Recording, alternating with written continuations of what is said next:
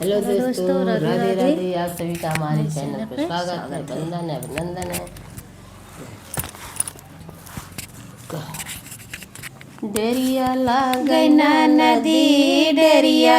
गैना नदी तोहरे भैया जाओ बीरन से डेरिया गैना नदी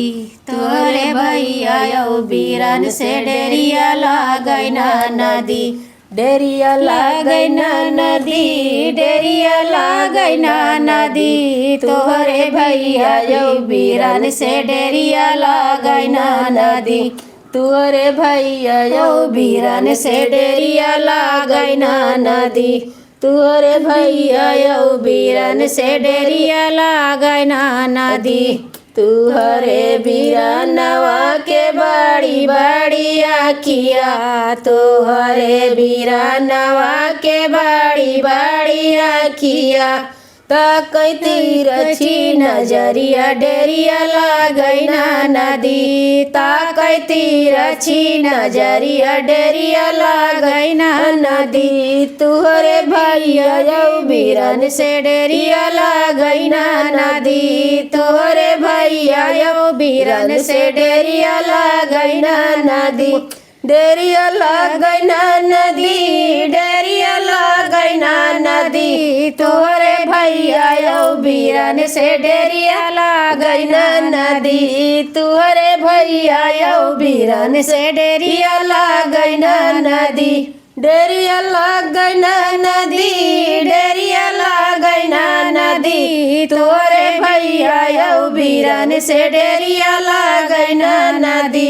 तुहरे भैया यौ बीरन से डेरिया गैना नदी तुहरे बीरानवा के बड़ा बड़ा हाथवा तुहरे बीरानवा के बड़ा बड़ा हाथवा डेरिया गैना नदी डेरिया गैना नदी पकर भराया कावरिया डेरिया गैना नदी पकर भराया कावरिया डेरिया गैना नदी डेरिया गैना नदी डेरिया गैना नदी तोरे भैया यौ बीरन से डेरिया गैना नदी तुहरे भैया यौ बीरन से डेरिया गैना नदी डेरिया गैना नदी डेरिया गैना नदी तुहरे भैया यौ बीरन से डेरिया गैना नदी तुहरे भैया यौ बीरन से डेरिया गैना नदी तुहरे बीरानवा के बड़ा बड़ा पेटवा तुहरे बीरानवा के बड़ा बड़ा पेटवा डेरिया गैना नदी डेरिया गैना नदी जियर जा बकारवटिया डेरिया गैना नदी फियर जा बकारवटिया डेरिया गैना नदी डेरिया गैना नदी डेरिया गैना नदी